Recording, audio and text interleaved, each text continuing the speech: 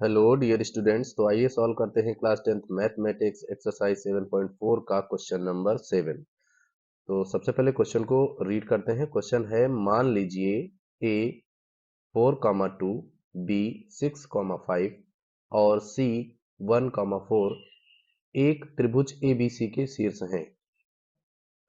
तो इस स्थिति में हमको क्या फाइंड करना है। नंबर 1, ए से होकर जाने वाली माध्यिका बी से डी पर मिलती है, बिंदु डी के निर्देशांक ज्ञात कीजिए। तो डियर स्टूडेंट्स, एक्चुअली में ये क्वेश्चन हमारा 5 पार्ट्स में है। तो यहाँ पर हम फर्स्ट पार्ट को सॉल्व कर रहे हैं और बाकी पार्ट्स को हम अलग अलग वीडियो में सॉल्व करेंगे। क्वेश्चन को अच्छे से समझने के लिए सभी पार्ट्स को अच्छे से वॉच करें। तो क्वेश्चन में बताया जा रहा है कि मान लीजिए ए बी सी एक ट्राइंगल है और उनके सभी वर्टिसेस यहाँ पर लिखे हुए हैं फिगर में। और ये ए डी क्या है, इस ट्राइंगल का मीडियन है। और जैसा कि हम जानते हैं कि जो मीडियन होता है वो बेस को दो इक्वल पार्ट्स में डिवाइड करता है, यानी कि ये जो डी पॉइंट है ये इस बी सी को दो इक्वल पार्ट्स में डिवाइड कर रहा है।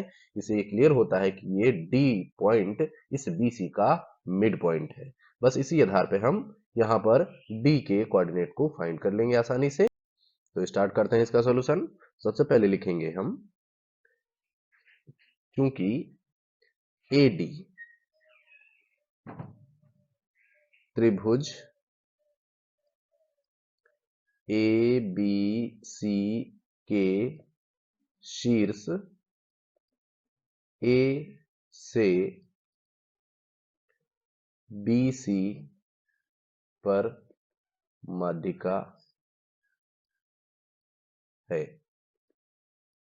जब ये माध्यिका है तो इससे क्या क्लियर होता है, बिंदु डी जो होगा, बिंदु डी बी सी का मध्य बिंदु होगा।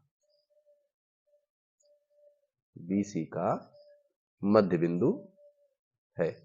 क्यों मध्य बिंदु है? क्योंकि मीडियन इस बेस को दो इक्वल पार्ट्स में डिवाइड करता है। और जब कोई मिड पॉइंट होता है और हमें उसके कोऑर्डिनेट फाइंड करने होते हैं तो हमारे पास एक स्पेशल सेक्शन फार्मूला होता है, उसका यूज करके हम यहां पर डी के कोऑर्डिनेट आसानी से फाइंड करेंगे।